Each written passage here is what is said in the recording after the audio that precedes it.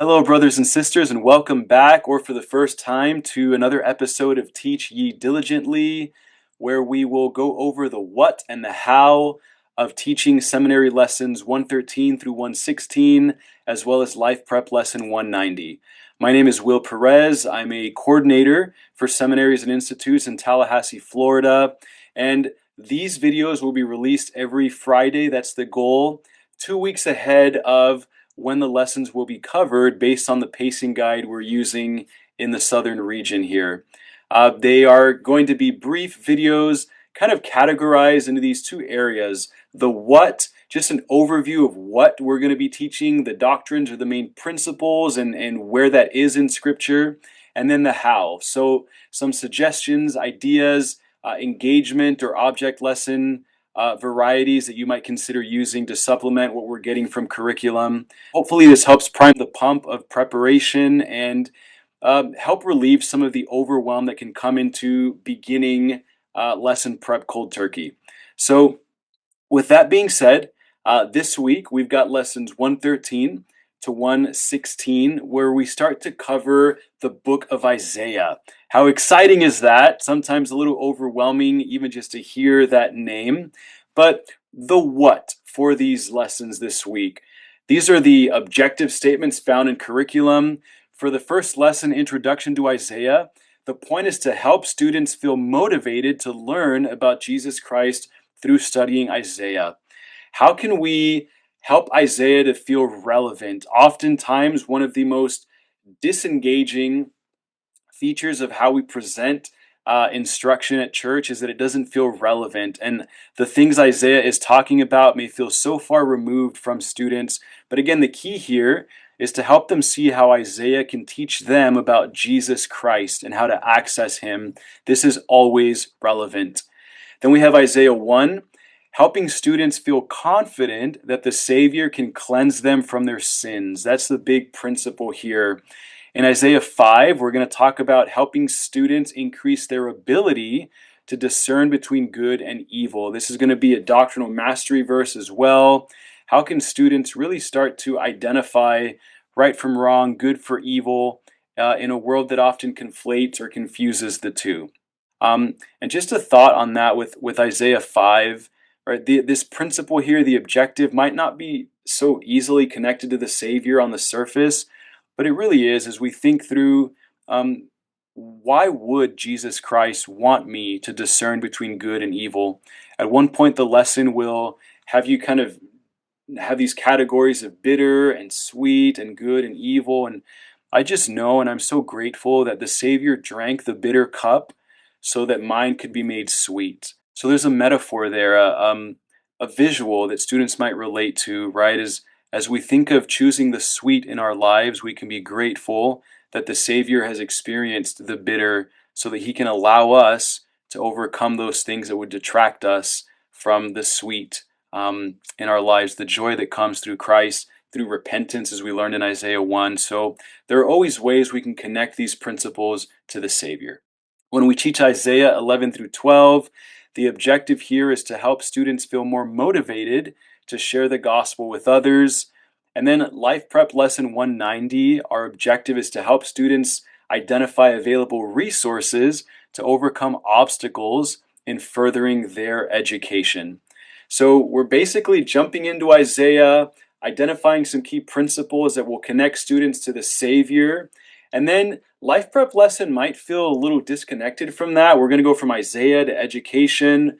But I would invite you to keep in mind that education is a religious imperative for Latter-day Saints, and the Savior's enabling grace will help students in all their worthwhile pursuits. And so the principles that we identify in Isaiah can very naturally help us segue into tapping into the Savior's grace and power to further students' educations and to overcome things that are overwhelming for them.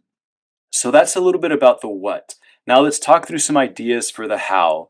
And I want to, Isaiah 1, Intro to Isaiah, I'll just go over this briefly because it's not in curriculum, but it's a great how that might help students dive into Isaiah. I might start by going to somewhere like babynames.com and just talking about names. Do you know the meaning of your name? Maybe we'll look up a few together, have some fun with that. Why did your parents choose to name you what they did? A really powerful but simple way to understand Isaiah has to do with the meaning of names. So the Lord tells us in Isaiah 8, he's speaking to Isaiah, "Behold, I and the children whom the Lord hath given me are for signs and wonders in Israel from the Lord of hosts, which dwelleth in Mount Zion." There's something about you and your children that are going to be symbols and signs. And so we can learn a lot about the book of Isaiah and what it's supposed to teach us from the names that Isaiah is going to give his children as well as his own name. So in Isaiah chapter 7, the Lord says to Isaiah, "Go now to meet Ahaz, thou and Shear Jashub, thy son, at the end of the conduit of the upper pool." So one of Isaiah's sons' names is Shear Jashub. You look at the footnote there, that means the remnant shall return in Hebrew. So we have kind of this one message of Isaiah. The remnant is going to return. Something's going to come back, be restored. Then in Isaiah 8, we get another one of the names of his sons in verse 3. Call his name Maher-shalal-Hashbaz. Good luck with that. Practice saying it 5 times fast with your students. But look at the footnote. 1D, it means to speed to the spoil, to hasten the prey. Another way that you might translate that is destruction is imminent. It's coming soon. And then Isaiah himself.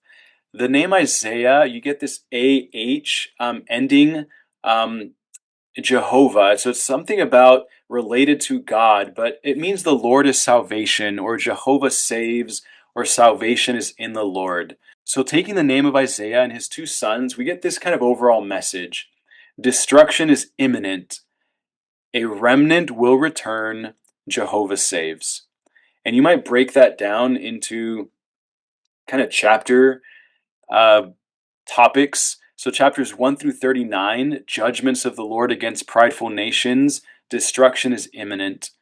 Then chapters 40 through 66, messages of hope and restoration, a remnant will return, and interwoven throughout the entire text is Jehovah saves. All right, so as I start to kind of dismantle the complexity of Isaiah, this might help with your students as you introduce them to the text. There's overall theme of, listen, destruction is imminent. Something bad is coming as we choose to abandon Jehovah. But in his mercy, a remnant will return. There's going to be restoration, even healing, because Jehovah saves. And I would ask you to consider, why might this be relevant for a high schooler, right? Let's take this into 2026. What does Isaiah have in store for me today? So this might be, again, a helpful way to introduce your students to Isaiah, along with some of the features and principles and verses in the Intro to Isaiah lesson. Now, for Isaiah chapter 1, this is such a beautiful, powerful principle that the Lord can cleanse us, right? Though your sins be as scarlet, they shall be as white as snow. I just want to share with you an object lesson that might be a very visually engaging way to teach this and to go back to throughout the lesson. So for this object lesson, you need 3 cups or containers. One of them has iodine, one has water, one has bleach.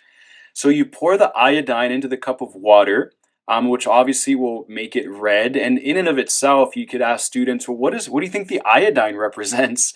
You can label the middle cup as you, obviously, or the world. You could label the iodine container as sin, or invite them to go into Isaiah 1 and find out what it is, like curriculum says, that the Israelites are doing. But ultimately, the idea is that we become, on some level, tainted or scarred, and not only sin, just the ups and downs of mortality, but there's something that happens to us that we cannot recover from on our own. And that's where the cup of bleach, symbolic of the Savior, comes in, and you pour that into the cup that has been stained. And you will notice that the red pretty quickly disappears. And so this is the object lesson, and I don't need to continue to interpret it, but whether you do it at the beginning or you do it as you read verse 18, or you have students do it on their own in small groups, this is a powerful visual to illustrate this idea rather than just kind of asking a question or stating it. Maybe you label everything for students and just show them to illustrate it. Or maybe you ask them right at the beginning, you show them the object lesson and say, what would you label everything? Or what would this be? And have them give you some of the interpretation. Awesome. Let's go into Isaiah chapter 1 and see what else we can find in that chapter to help flesh out this object lesson. For Isaiah chapter 11 through 12, you might consider, right, this is about missionary work and getting excited to share the gospel. Does one of your students have a sibling who just returned from a mission? Is there somebody in your ward who just returned from a mission that you might invite to help teach that lesson that day, right? Amplify your team. Ask a returned missionary or two to come and help prep and teach Isaiah 11 to 12, or maybe even the full-time missionary serving in your ward. If you can get permission to do that, to switch things up, even that might be just engaging enough to invite students into Isaiah 11 to 12. Let's have some missionaries or returned missionaries teach that lesson. And if that doesn't work, keep in mind Russell M. Nelson's 2018 address, Hope of Israel, which very encouragingly and excitingly invites brothers and sisters, young people, to help with the hastening of the Lord's work and the gathering of Israel. He reiterates to the youth that the gathering is the most important thing taking place on earth today. Nothing else compares in magnitude, nothing else compares in importance, nothing else compares in majesty. And if you choose to, if you want to, you can be a big part of it. This might be a great resource or additional quote or talk to supplement your students' study of Isaiah 11 through 12. A final reminder, and I will link this in the video description, you have access to PowerPoints made by the curriculum team in Salt Lake that basically have taken the seminary lessons and made them into PowerPoints. The quality is great this year. Feel free to use those as you see fit. Thank you for your time in watching. Remember, if your what is weak, your how will be hollow. Understand what you're teaching and then figure out how you might engage students in that wrestle as active learners, not passive participants. Thank you for what you're doing. Have a wonderful week. See you on the next one.